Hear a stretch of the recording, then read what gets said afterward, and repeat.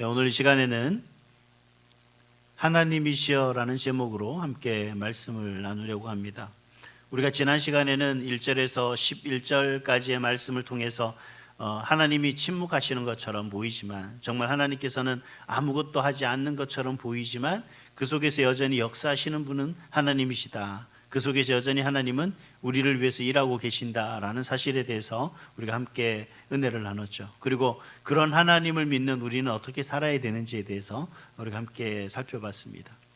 악은 점점 강해지고, 그리고 약한 자를 짓눌리고, 또 하나님은 멀리 계신 것처럼 보이는 그런 상황 속에서 오늘 시편의 기자는 1절에서부터 11절까지 계속해서 탄식했던 것을 우리가 기억합니다. 그래서 어떻게 탄식했습니까? 하나님 어떻게 멀리 서서 계신 것만 같습니까? 그 멀리서 왜 지켜만 보십니까? 라고 하면서 탄식했던 시편 기자의 모습을 우리가 살펴봤는데, 오늘은 좀 분위기가 달라집니다.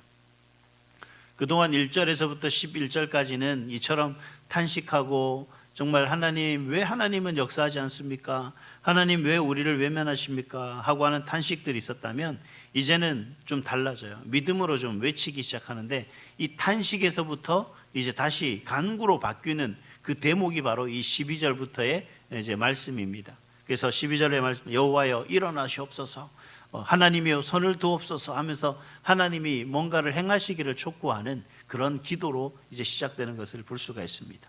그래서 뭔가 상황이 여전히 어렵지만, 뭔가 좀 우리 삶이 좀 달라진 것 같지는 않지만, 그럼에도 우리가 하나님이 일하신다는 사실을 믿는 믿음이 우리에게 있어서는 진정한 믿음이라고 저는 믿습니다. 하나님이 내 눈에 뭔가 지금 당장에 내가 어떤 모습이 달라진 것 같지는 않지만, 그럼에도 하나님이 일하신다. 하나님께서는 분명히 내 마음을 아실 것이다. 내가 걸어온 이 모든 걸음 가운데 힘들고 괴롭고 외롭고 순탄치 못했던 이 삶의 모든 순간순간들을 하나님이 다 아실 것이고, 또 하나님이 분명 어느 때 그 모든 것을 다 갚아주실 것이다 라고 하는 그런 말씀들이 바로 이제 오늘 우리가 믿고 나가야 될 하나님, 우리가 믿는 그 하나님의 그런 모습인 것 같습니다. 그래서 오늘 말씀을 통해서 저와 여러분이 이 세상이라는 험난한 파도를 헤치며 가는 그런 인생 가운데 과연 하나님께서 우리를 어떻게 보호해 주시는지에 대해서 먼저 살펴보도록 하겠습니다. 하나님께서 우리를 돌봐주시고 보호해 주신다라는 말의 의미가 우리 가운데 참 어떤 힘이 되고 또 위로가 되기도 합니다. 근데 정말 힘이 되고 위로가 되는 건 사실인데, 어떤 때는 전혀 그걸 뭐라 그래야 돼요? 받아들일 수가 없는 거예요. 왜입니까? 정말 하나님이 역사하는 게 맞는가? 하나님이 살아계시다면 이럴 수가 있을까? 하는 그 생각이 우리 가운데 더 강하게 밀려오기 때문에 그렇다는 거죠. 그러나 여러분, 오늘 본문을 통해서 보면 과연 하나님이 그런 하나님이시냐? 그렇지만은 않습니다. 먼저 1절 말씀을 보죠. 먼저 첫 번째로 하나님은 어떻게 우리 가운데서 역사하시느냐? 하나님은 결코 고난 중에 있는 자녀를 외면하지 않으신다는 사실입니다. 먼저 12절을 우리가 같이 다시 한번 읽어볼까요? 12절입니다. 시작. 여호와여 일어나옵소서, 하나님이여 손을 두옵소서, 가난한 자들을 잊지 마옵소서. 아멘.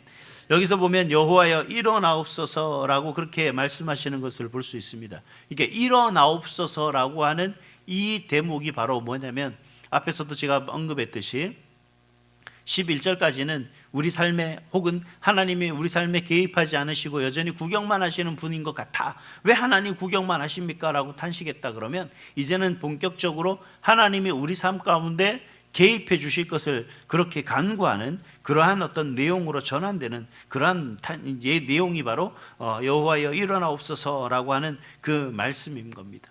즉 하나님의 적극적인 어떤 개입을 지금 시편 기자는 요청하고 있는 것을 볼 수가 있습니다.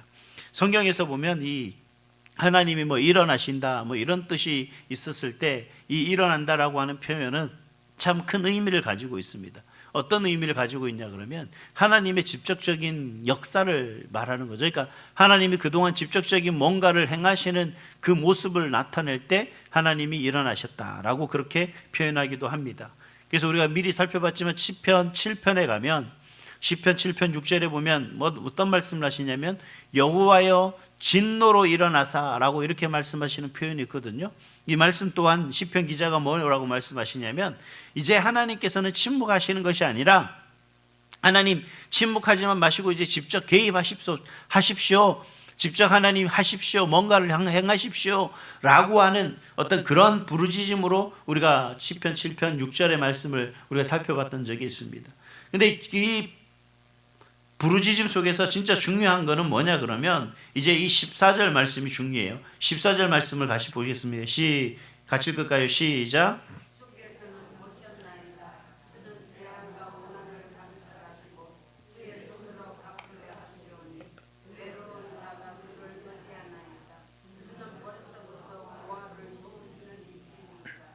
아멘. 여기서 보면 주께서 뭐 했다고 했어요? 보셨나이다 라고 그렇게 말씀을 하고 계신 것을 볼 수 있죠. 그러니까 우리가 일반적으로 우리가 생각할 때 이제 악인들의 생각은 뭐 우리도 마찬가지잖아요. 우리가 작은 어떤 죄를 행하거나 뭔가 하나님 앞에 옳지 못한 일을 했으면서도 우리가 하나님 앞에 떳떳하지 못한 이유가 뭐예요? 하나님이 나의 행위를 아시기 때문에 우리가 하나님 앞에 떳떳하지 못하지 않는 거지 않습니까? 반대로 내가 하나님이 내 행위를 안다 그러면 어떻게 됩니까? 뭐 모른다 그러면 어떻게 돼요? 떳떳하겠죠. 안 그렇습니까? 그러니까 지금 이 말씀 속에 있는 것은 뭐냐 그러면 하나님은 다 보고 계시고 다 알고 계신다라는 겁니다. 즉 악인들은 뭐라고 얘기하냐면 악인들은 하나님이 안 본다. 우리가 지난주에 얘기했죠. 하나님이 안 본다. 하나님이 모른다. 라고 그렇게 얘기를 했지만 시편 기자는 정반대로 지금 고백하고 계세요. 뭐라고요? 하나님은 다 보셨다라고 그렇게 이야기하고 있는 겁니다. 여러분 우리는 종종 이제 그런 생각을 할 때가 많습니다. 하나님이 침묵하시는 것과 또 하나님이 아무 말씀 없는 것에 있어서 우리가 과연 그 하나님의 역사심에 있어서 의심하고 하나님은 아무것도 모른다라고 생각하는 것은 오해입니다. 하나님은 우리의 모든 것을 다 알고 계신다라는 사실을 우리가 기억해야 됩니다. 그래서 우리가 새벽 시간에도 우리가 지금 창세기를 보고 있는데 지금 창세기 41장을 지금 우리가 살펴보고 있는데 그 창세기 지금 이제 요셉이라는 사람이 나오죠. 그 요셉이 어렸을 때부터 아버지의 편애를 받음으로 인해서 형들로부터 배척을 당하고 미움을 받고 결국 팔려가지 않습니까? 그의 인생을 가만히 보면 요셉이 얼마나 억울한 삶을 살았는지 이루 말할 수가 없습니다. 근데 그가 그 억울한 삶을 살아가는 동안에 하나님께서 직접적인 개입을 하셨느냐? 그렇게 개입하지 않는 것 같아요. 제가 요셉의 입장이라면 도대체 하나님 뭘 하셨습니까? 라고 100번 1000번 물어볼 만해요. 근데 요셉은 어떻습니까? 끝까지 그 하나님을 중심으로 살아간 삶을 살았다.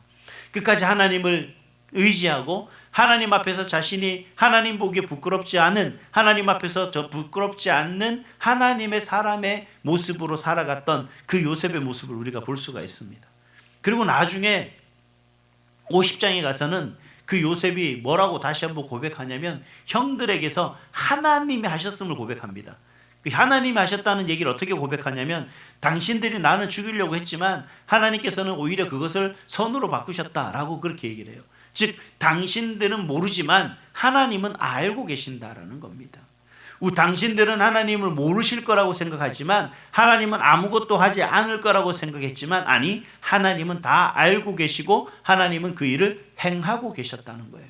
그래서 어떤 일을 행하신 거예요?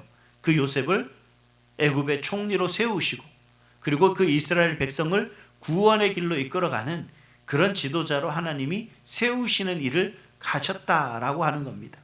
그래서 여러분 지금 혹시 하나님께서 참 멀게 느껴지십니까? 뭐 기도해도 기도 응답은 없는 것 같고 또 현실이 뭔가 달라진 것 되는데 달라지지 않는 것 같고 정말 내가 하나님이 계시다면 어떻게 저를 이렇게 내버려 둘 수 있습니까? 뭐 이런 생각을 할 수도 있습니다. 근데 여러분 하나님은 절대 모르시는 분이 아니라는 거예요. 여러분이 CCTV 아시죠? 요즘 뭐 어디 가나 CCTV가 있으니까 뭐 죄를 지어고 어디 뭘 해도 도망가지 못한다 그럽니다. 요즘은 경찰들도 CCTV를 통해서 그 사람이 어디에 가서 무엇을 했는지 다 동선을 파악한다고 해요. 근데 CCTV를 보면 모든 사람들의 행동을 다 기록하고 있습니다.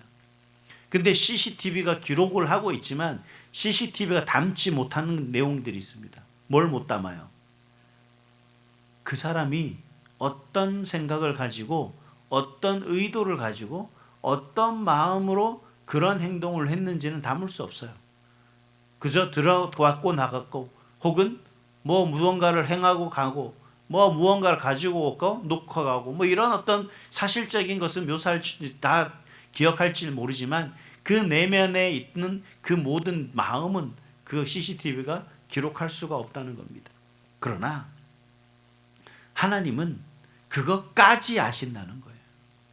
하나님은 그 마음, 그 어떤 마음으로 내가 이곳에 왔는지, 내가 어떤 생각으로 이곳에 왔는지, 내가 어떤 의도를 가지고 그것을 행하였는지를 하나님은 다 아신다는 겁니다. 그래서 하나님은 우리의 눈물도 아시고요, 우리의 억울함도 아시고, 아무에게도 말하지 못한 상처까지도 하나님은 다 아신다는 겁니다. 그렇기 때문에 우리는 낙심하지 말고 그 하나님을 끝까지 믿고 그 하나님을 의지하며 나아갈 수 있는 그런 저와 여러분이 될 수 있기를 주님의 이름으로 축복합니다. 하나님은 결코 여러분 저와 여러분을 외면하지 않으시는 거예요. 외면하실 분은 아니시라는 겁니다. 단지 가장 하나님의 때, 적절한 때에 우리를 높이시기 위해서 하나님은 그때를 기다리고 계신다는 거예요. 그러니까 그때를 믿고 하나님의 역사하심을 때를 믿고 끝까지 하나님을 믿고 의지하고 나가는 그런 저와 여러분의 모습이 될 수 있기를 다시 한번 주님의 이름으로 축복합니다. 하나님 두 번째는 하나님은 어떤 역사를 하시느냐? 악인의 교만과 악을 반드시 끊으시는 분이시다라는 사실입니다. 뭐 하나님이 언제 일하십니까? 아직까지 일 안 하셨는데 뭐 이렇게 얘기하는 경우가 있어요. 근데 제가 예전에 시편 기자가 얼마나 기도할 때 정말 그 강한 억양으로 기도하는지를 제가 말씀을 드렸었잖아요. 정말 이게 가만히 보면 와 이렇게 기도해도 돼? 이렇게 생각할 정도로 지금 시편 기자가 기도하는데 우리가 15절을 한번 다시 한번 읽어볼까요? 15절 시작.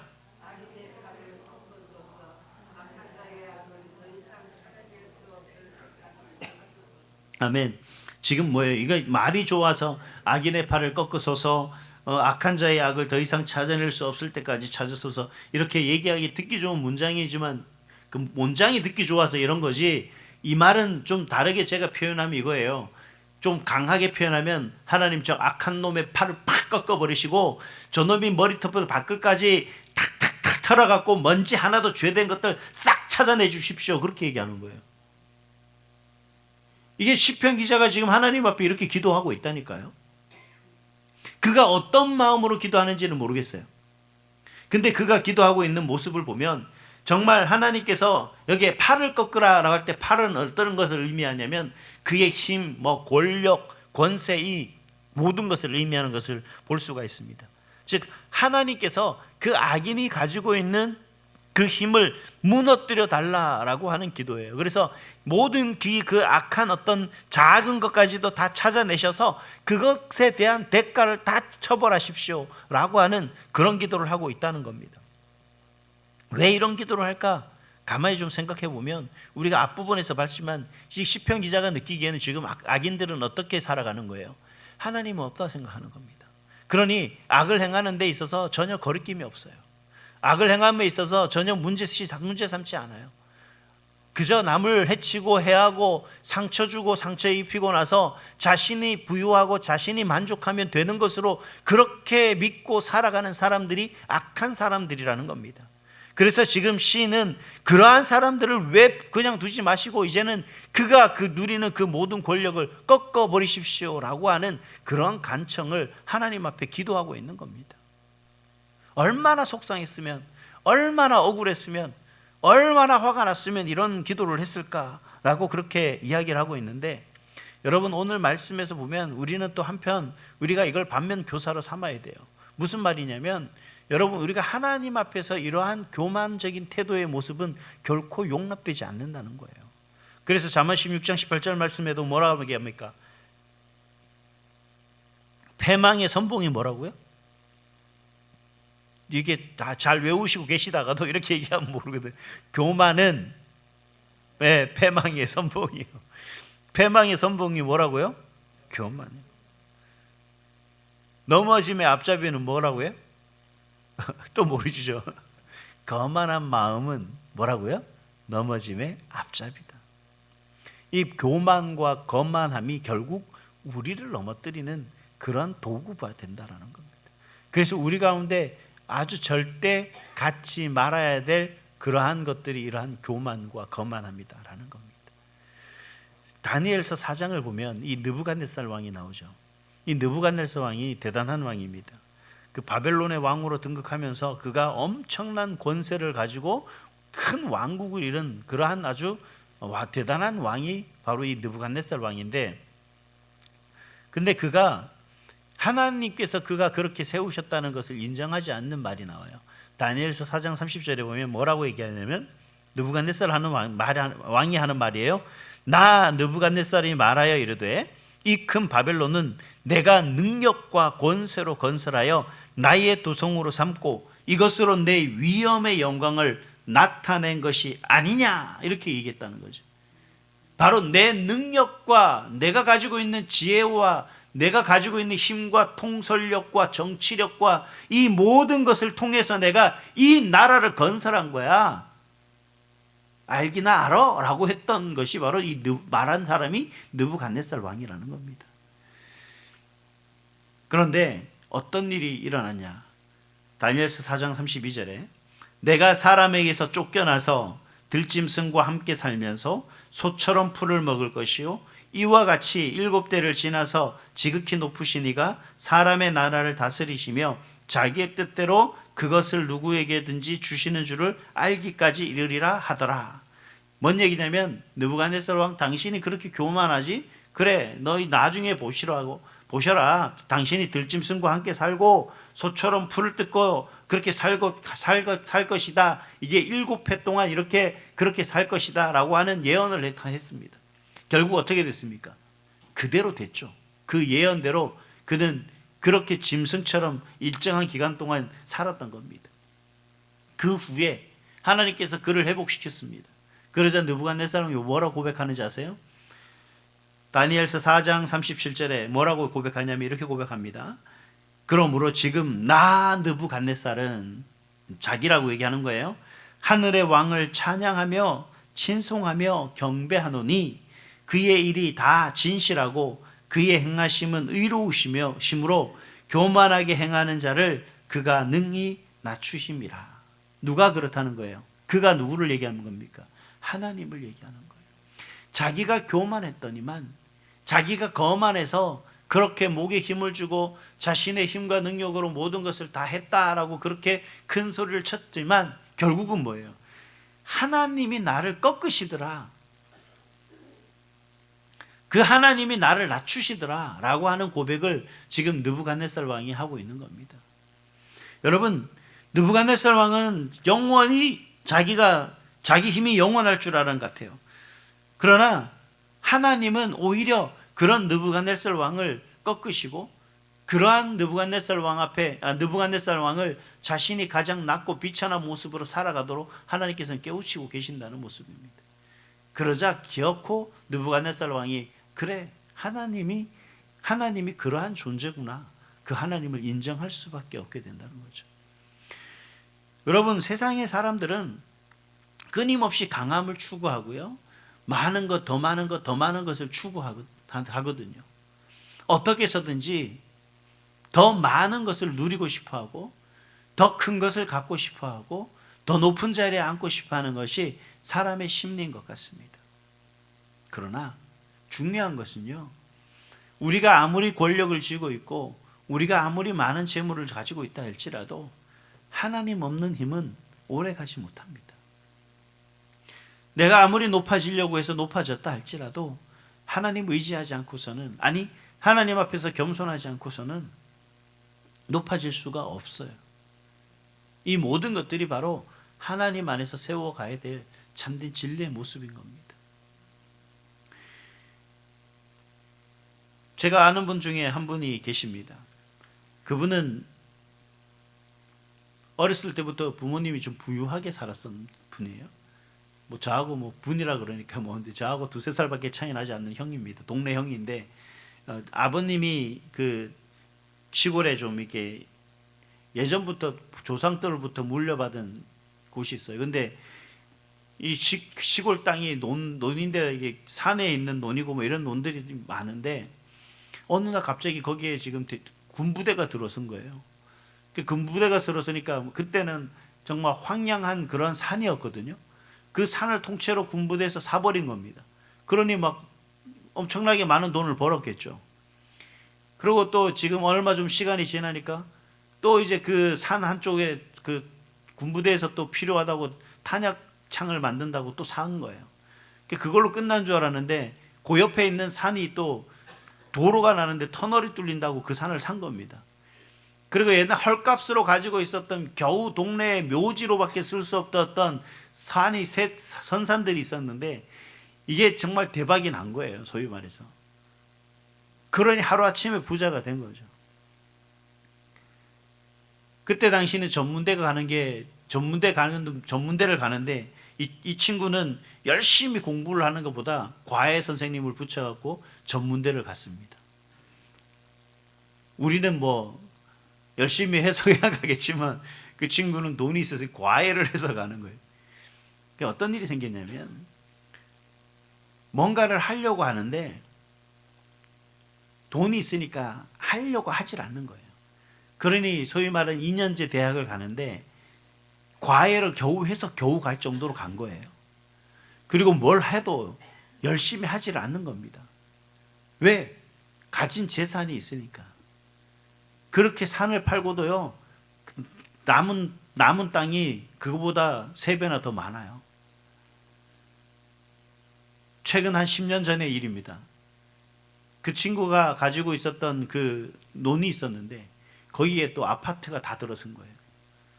그러니 또 이 친구는 근데 그것도 그가 가지고 있는 땅의 4분의 1 정도밖에 안 된답니다. 아직도 남은 거예요. 그 친구가 어떻게 살고 있는지 아십니까? 잘 살고 있어요. 그런데 잘 살고 있는데 행복한 삶을 살지 못하는 거예요. 왜 그런 겁니까? 돈으로 인해서 모든 것을 해결하고 돈으로 사니 다른 사람들 볼 때 돈이 많으니 부러울 만하죠. 저도 부러워요, 사실은 그 친구는. 그러나 그 친구하고 얘기를 하면 그 친구가 말하는 건 돈밖에 없어요. 얘기할 수 있는 건 돈밖에 없어요. 다른 사람 앞에 이야기할 때 뭔가 자신을 내세울 거는 돈밖에 없다는 겁니다. 그러나 돈 빼고 나면 그 사람은 아무것도 없는 거예요. 여러분, 우리가 살아가는데 하나님 앞에서요, 하나님을 차지하고 우리가 서로가 인간과의 인간관계 속에서 여러분 하나씩 빼보세요. 그것 빼고 나라는 존재의 정체성이, 가치가 뭘로 대신할 수 있습니까? 학벌? 아니에요? 아니면 또 내 어떤 세상적인 지위, 사회적인 위치? 이 모든 것들이 과연 하나님을 믿는 믿음보다 더 크고 하나님이 나를 위해서 일하시고 나를 지키시고 돌보시는 하나님의 가치보다 더 크고 그 값진 것이냐라는 겁니다. 세상 사람들과 우리의 차이는 뭐냐면 그러한 세상 것을 하나하나 다 빼버리고 나면 그들은 죄인이고 우리는 하나님의 자녀라는 가치는 그대로 존속되어 있지 않습니까? 하나님의 자녀라는 그 삶의 그런 타이틀은 여전히 우리 가운데 유지되고 있지 않습니까? 그들은 구원받지 못하는 하나님의 자녀가 아닌 구원의 대상자이고 역시 하나님의 마음에 아픈 손가락인 것이지 저와 여러분은 하나님의 자녀라는 명백한 그러한 우리 신분증이 있는 겁니다. 이 차이가 얼마나 큰지를 우리는 잘 모르고 있는 거예요. 그러니 이런 신분증을 가지고 이 자격을 가지고 있으면서도 우리는 뭘 자꾸 의지하냐면 돈을 의지하려고 그러고 권력을 의지하려고 그러고 뭔가 성공을 찾아 나가려고 의지하고 그렇게 헤매고 있는 거죠. 그 세상을 헤매다 보니 나중에 결국 표류하게 되고 그 표류하다 지치니 누굴 부르는 겁니까? 하나님을 부를 수밖에 없는 거예요. 처음부터 그 하나님을 붙들고 갔었다면 그는 돈도 지켰을 것이고 명예도 지켰을 것이고 세상의 많은 사람들의 부러움도 지켰을 것이고 그는 하나님의 자녀로서 온전히 서갈 수 있는 그 믿음의 사람이 됐을 텐데 그렇지 못한 사람이 결국 뭐 해야 되니까? 무너질 수밖에 없는 존재가 되는 겁니다. 사랑하는 성도 여러분, 성도는요 자기 능력으로 사는 사람이 아니에요. 자기 능력으로 뭔가를 붙들고 사는 사람이 아닙니다. 자기의 능력으로 뭔가 세워놓고 살아가는 사람이 아니에요. 어떤 사람입니까? 성도는 하나님을 의지하는 사람이 되어야 됩니다. 이게 바로 성도의 진정한 면목이에요. 하나님을 의지하고 믿고 살아가니 세상 것이 우리 가운데 아무 의미가 없어지는 거죠. 물론 우리 세상을 구하고 내가 아무리 노력하고 제가 열심히 공부하고 일하고 뭔가를 추구해서 얻을 수 있는 수준이 이거밖에 안 되는데 더 이상 어떡하라고요? 그래요. 그거밖에 안 되는 거 괜찮아요. 저는 괜찮다고 생각합니다. 내가 최선을 다해서 이러한 만큼 내가 뭔가를 번다면 그거는 제가 최고로 잘 사는 것 같아요. 중요한 건 하나님 보실 때 과연 그 가치가 하나님이 인정받을 만한, 하나님께 인정받을 수 있는 그러한 가치가 되냐가 중요한 거죠. 하나님을 의지하고 살아가는 그 인생의 모습 속에서 하나님, 내가 열심히 최선을 다해서 지금 살아오는 이 모든 모습 속에 하나님, 이만한 가치, 이 속에 살아가는 이 삶의 모습 속에서 하나님 보시기에 선입니까 악입니까? 하나님 잘 살았습니까? 아니면 악한 삶의 모습으로 살았습니까? 하나님 앞에 그렇게 물었을 때 하나님이 잘했다라고 칭찬하면 우리는 여러분 그 삶이 최선의 가장 가치 있는 삶인 줄 믿습니다. 그러나 하나님은요 우리 반대되게 악한 행실로 교만함으로 살아가는 그 모든 것을 어떻게 한다고요? 꺾으신다는 거예요. 이게 얼마나 무서운지 모르시죠? 하나님의 참된 믿음의 삶을 살아갈 때 하나님이 우리에게 부어주시는 은혜는 이루 말할 수 없지만 높아질 대로 높아지고 교만해질 대로 교만해진 삶의 모습 속에서 하나님을 알지 못하고 하나님을 바라보지 않고 하나님을 의지하지 않는 그 교만한 삶의 모습을 하나님이 악이라고 판단하는 그 순간 어떻게 되는 겁니까? 꺾여지게 되어 있다는 겁니다. 그래서 사랑하는 성도 여러분, 그래서 우리가 높아질수록 어떻게 해야 돼요? 더 조심해야 되고 잘 될수록 더 하나님 앞에 엎드려야 되는 줄 믿습니다.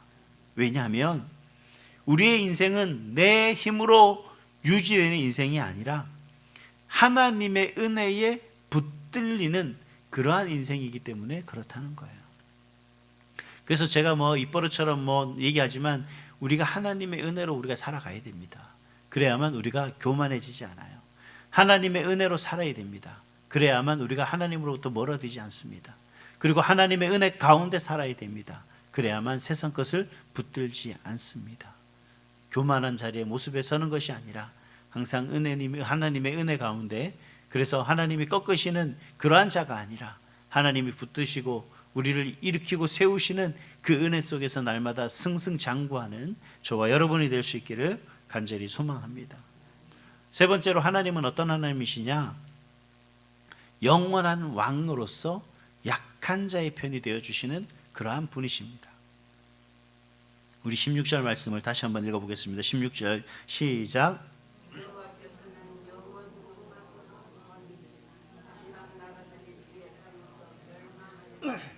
아멘. 여기서 보면 이제 오늘 말씀의 결론과 같은 부분인데 여호와께서 어떤 왕이시라고요? 영원무궁하도록 왕이시다라고 이렇게 얘기하고 있죠. 그러니까 영원무궁하다는 건 뭐 잘 알고 있는 말입니다.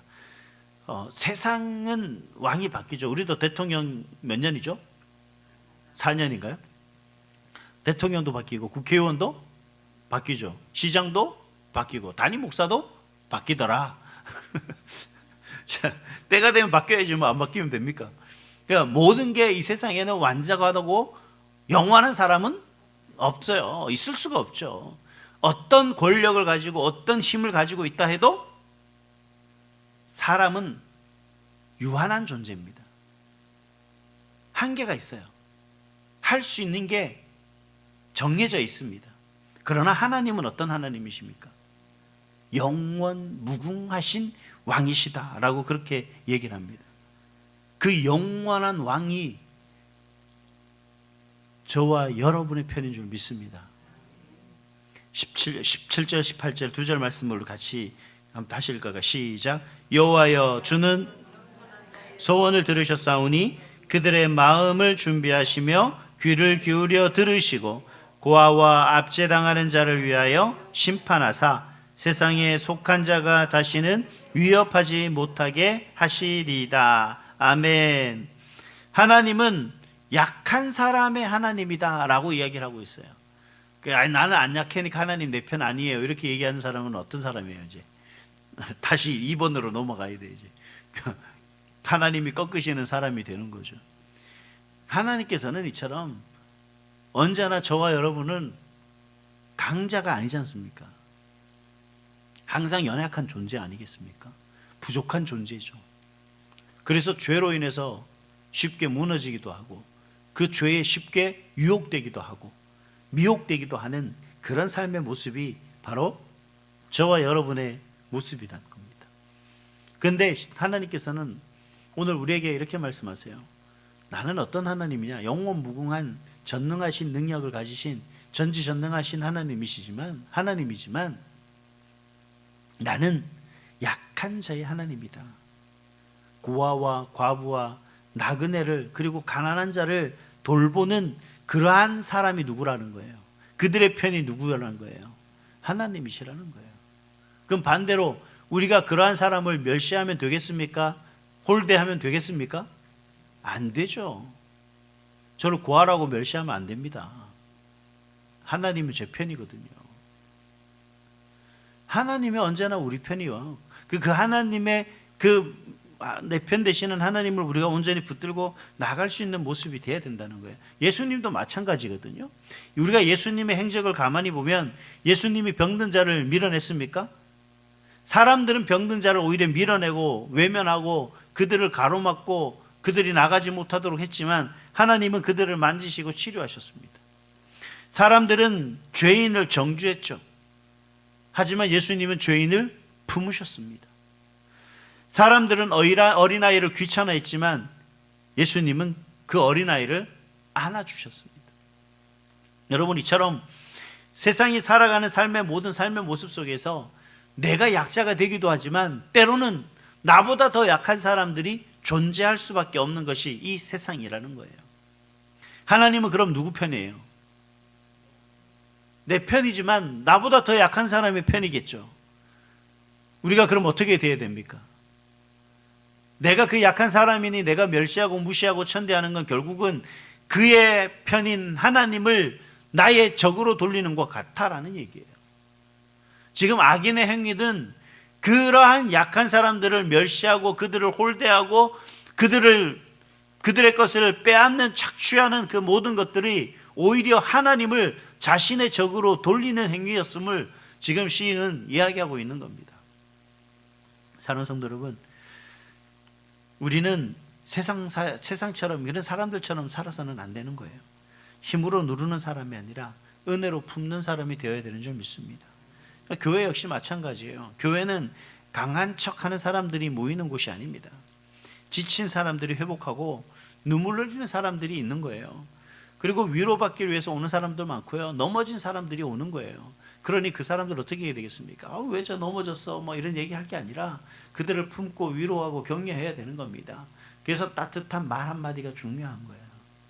위로하고 격려하는 게 중요한 거예요. 사랑한다라고 말하고 얼마나 그 모든 삶을 귀하게 여기는지 모르는 거죠.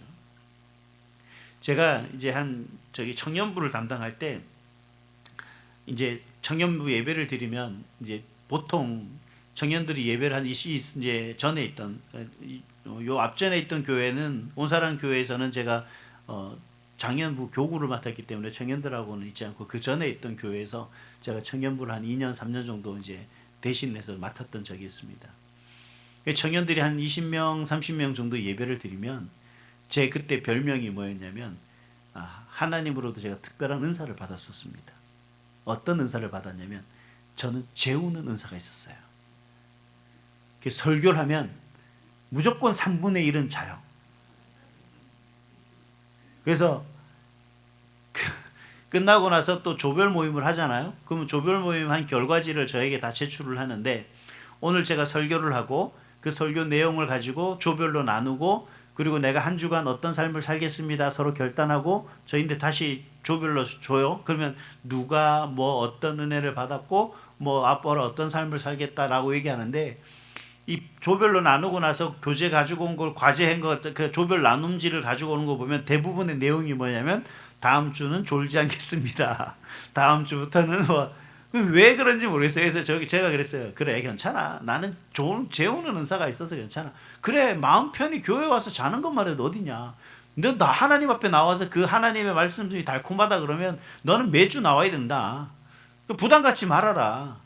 그랬더니만 그 다음 주도 10시 여전히 뭔가, 저는 그렇게 얘기하면 좀 이렇게 뭔가 좀 정신을 차릴 줄 알았지만 여전히 졸더라고요. 자더라고요.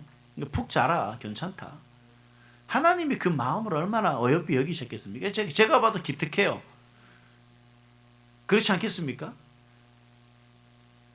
그 친구들이 왜 자냐 그러면 토요일날 이제 예배를 드렸는데 오전부터 축구를 하러 다니는 거예요. 대부분. 저도 축구를 합니다. 그때 했었고 토요일날 조기 축구를 같이 해요. 그러면 이제 저는 출근을 해야 되니까 10시쯤 끝나고 오잖아요. 이 친구들은 점심 먹을 때까지 축구를 하는 거예요. 그리고 청년부 예배가 2시부터 예배를 드리는데 씻고 점심 먹고 씻고 오니 당연히 졸릴 수밖에 없죠. 아침 6시부터 조기 축구를 했는데. 그러니까 저는 그 생각하는 거예요. 그렇게 뛰고 왔으니 졸립지만 그래도 교회 예배 드리겠다고 온 것만 해도 얼마나 대견한 거 아니겠습니까? 거기다가 소리질러 이 녀석들아 너희들이 사람이냐, 너희들이 하나님 앞에 예배하는 데 와서 자냐, 그러면 되겠습니까? 안 되겠습니까? 얼마나 대단한 거예요, 걔들이. 집에서 교회 안 나오고 그냥 안 나올 만도 한데 나오는 것만 대단한 거죠. 여러분, 우리의 삶의 모습 속에 그렇게 위로와 격려들이 있으면 어떻게 되냐면, 제가 알기로는 그 친구 중에 지금 장로된 친구도 있어요. 이른 나이에. 그 중에 제일 많이 자던 녀석이. 그렇게 살아가는 삶의 모습들이 달라지기 시작하더라는 거죠. 여러분, 왜 그렇게 살아가는 걸까? 다른 거 아니라 하나님이 그러한 하나님이기 때문에, 우린 그런 하나님의 자녀이기 때문에 우리가 그렇게 살아가야 되는 거예요. 하나님은 약한 자의 편이 되시기 때문에 우리가 단순히 약한 자를 도와야 되는 의무와 사명이 아니라, 그런 약한 자를 우리가 멸시하고 그 약한 자를 홀대하며 그들을 무시하는 행위가 결국 하나님을 적으로 돌리는 행위이기 때문에 그렇다는 거예요. 그래서 여러분, 우리는 어떻게 돼야 됩니까? 오히려 항상 뭘 해야 되는 거예요? 이게 하나님을 내가 적으로 돌려서는 안 된다라는 생각으로 섬기고 사랑하고 존중하고 존경하고 해야 되는 줄 믿습니다. 그래서 하나님은 약한 자의 편인 거예요. 그래서 우리는 약자가 되라는 얘기입니다. 항상 하나님의 내 편이 되시는 그런 삶을 살아가는 저와 여러분이 될 수 있기를 주님의 이름으로 축복합니다. 자, 그렇다면 이러한 하나님 앞에서 우리가 어떤 신앙으로 살아가야 되냐, 간략하게 3가지만 말씀드리고 마치겠습니다. 첫 번째는 뭐냐면, 응답이 늦어도 여러분, 우리가 기도를 멈추어서는 안 됩니다. 여러분, 우리가 살아가는 삶의 모습 속에 인생은 줄다리기라 그러지 않습니까? 마라톤이라 그러지 않습니까? 이 마라톤이, 저는 마라톤을 싫어합니다. 오래 달리기를 싫어해요. 100m든 200m든 빨리 뛰고 말아야지 오래 뛰는 게 너무 힘들어요. 괴로워요. 근데 이 마라톤이라는 게 어쨌든 가야 되지 않습니까? 꼬린점까지 가야 되는데 멈추지 않고 가야 되는 거예요. 결국은 멈춘다는 건, 거기서 포기한다는 건 인생을 포기하는 거나 마찬가지지 않습니까? 기도도 마찬가지인 거예요. 내가 하나님이 지금 이 상황 속에서 어떻게 우리 가운데 역사하시는지 우리가 알 수는 없지만, 하나님이 분명 역사하실 그때를 위해서 우리는 뭘 해야 되는 거예요? 기도해야 되는 거예요. 그 기도가 멈추는 순간 우리의 삶이 뭐가 되냐면 무너질 수밖에 없어요. 왜냐하면 우리가 기도를 멈추면 소망이 멈추게 됩니다. 하나님이 우리를 위해 예배하시고 우리를 위해 이루고 일하신다라고 하는 그 모든 소망의 끈이 다 끊어져 버리기 때문에 결국 우리는 소망이 없어져 버리는 거예요. 그러니 꺾여질 수밖에 없게 되는 거죠. 그래서 여러분, 기도를 멈춘다는 것은 결론적으로 우리 삶의 모습이 그 모든 것이 제자리걸음한 것, 좌절하고 낙심하는 그 자리에 서 있는 것으로 우리는 딱 멈추게 되는 거죠. 그래서 여러분, 보이지 않아도 하나님이 들으신다라고 하는 그 믿음을 가지시길 바랍니다. 아멘. 그리고 답답할수록 더 기도하십시오. 네? 그리고 억울할수록 더 하나님 앞에 나가시기 바랍니다. 하나님은 절대로 우리의 기도를 외면하지 않으십니다. 언제나 하나님께서는 분명히 때에 따라 필요에 따라 더 채워주시고 하나님이 역사해 주시고 하나님께서는 인도해 주시더라는 거죠. 제가 지금까지 경험한 하나님은 그렇다는 거죠. 기도를 멈추는 순간 하나님은 응답하지 않으신 것 같아요. 제가 기도를 멈추는 순간 하나님은 저를 인도하지 않는다는 거죠. 제가 경험했습니다. 경험하고 있고. 그래서 제 아내인데 저를 위해서 기도할 때 꼭 빼놓지 않고 기도하는 건 뭐냐면 제 지갑에 용돈이 떨어지지 않도록 기도하라라고. 그래야지 뭐 좀 나눌 수도 있고 뭐 베풀 수도 있고 하지 않겠습니까? 그런 삶의 모습이 좀 우리 기도가 끊이지 않도록 한번 기도 한번 해보세요. 하나님, 제 지갑에, 여러분의 각자의 지갑에 용돈이 마르지 않도록, 사랑하는 아들과 뭐 가족의 지갑이 메마르지 않도록 하나님 정말 샘물같이 솟아나는 그런 놀라운 물질의 복을 허락해달라고 기도하시기 바랍니다. 그러면 주실 줄 믿습니다. 두 번째는 뭐냐면 내 힘보다 하나님을 더 의지하시기 바랍니다. 왜냐하면 이 사람이 힘이 생기면 쉽게 교만해지기 마련이에요. 그리고 이 성도는 앞에서도 말씀드렸지만 내 능력으로 살아가는 게 아니라 하나님의 은혜로 살아가는 사람입니다. 그렇기 때문에 잘 되면 잘 될수록 더 겸손하고 높아지면 높아질수록 하나님 앞에 더 엎드리시고 끝까지 하나님을 붙들 수 있는, 아니 하나님께 붙들리는 사람이 될 수 있기를 노력하셔야 됩니다.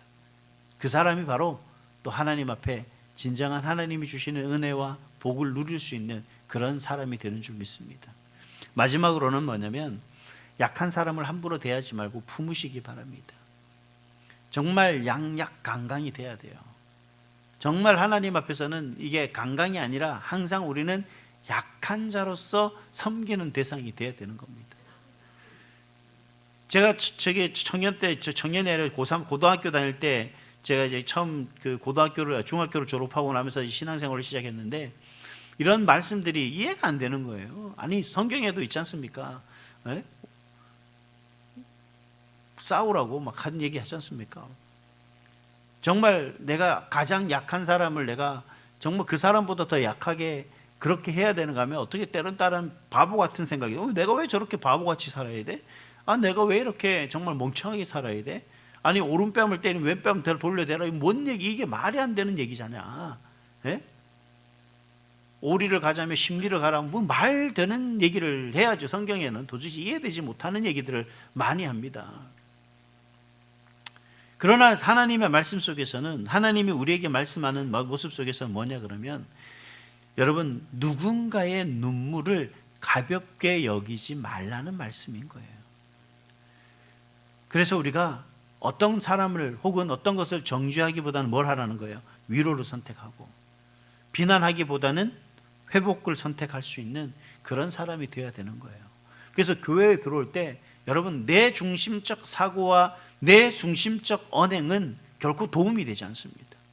이게 나에게도 도움이 안 되고 교회에게도 도움이 안 되고, 여러분 절대적으로 조심해야 될 게 뭐냐 그러면 나를 위한 말이 아니라 그를 위한, 상대방을 위한 말로 우리가 살아가야 되는 거예요. 그래야만 우리가 정말 하나님 안에서 정말 사랑을 느끼는 거고 사랑을 경험하게 되는 거고, 그랬을 때 정말 위로가 되고 격려가 되는 거고요. 어떤 어려움이 있을 때 교회를 찾게 되는 거예요. 어떠한 어려움 때문에 교회를 떠나는 것이 아니라 어떤 어려움 때에 교회를 찾아서 그 교회를 통하여 주는 따뜻함과 그 사랑을 경험하게 하는 것, 이게 바로 여러분 하나님의 성전, 하나님의 교회, 하나님의 사람들의 모임이 되어야 되지 않겠습니까? 그런 저와 여러분이 될 수 있기를 주님의 이름으로 축복합니다. 사랑하는 성도 여러분, 시편은 오늘 우리에게 이렇게 말씀하십니다. 하나님이 침묵하시는 것처럼 보여도 하나님은 결코 외면하지 않으신다. 하나님은 약한 자의 편이시다. 그렇기 때문에 낙심 속에서도 기도하는 걸 멈추지 마시고 세상의 힘보다 하나님을 경외하며 약한 자를 품는 삶으로 살아가는 그런 저와 여러분이 될 수 있기를 주님의 이름으로 축복합니다. 이 시간 우리 잠깐 우리의 마음을 다해서 함께 통성으로 기도했으면 좋겠습니다. 이렇게 결단했으면 좋겠어요. 하나님, 이제 내가 내 힘으로, 내 능력으로 살아가는 삶이 아니라 하나님의 힘으로, 하나님의 은혜로, 하나님의 능력으로 살아가는 삶이 될 수 있도록 하나님 역사하여 주시옵소서. 아니, 하나님, 우리가 그렇게 살겠습니다. 또 나아가서 하나님, 우리의 삶의 인생이 이제는 세상의 것을 쫓는 것이 아니라 오직 하나님을 바라고 의지하며 믿는 그 믿음 가운데 서겠습니다. 하나님, 하나님이 내 편 되시오니 내가 하나님의 편에 서겠습니다. 내가 약한 자의 편에 서겠습니다. 하나님, 약한 자를 풍요해 살아가는 삶이 되겠습니다. 또 아버지 하나님, 끝까지 믿고 하나님을 의지하며 사는 삶이 될 수 있도록 하나님 인도해 달라고 이 시간 우리 주여 한번 부르고 통성으로 기도합니다.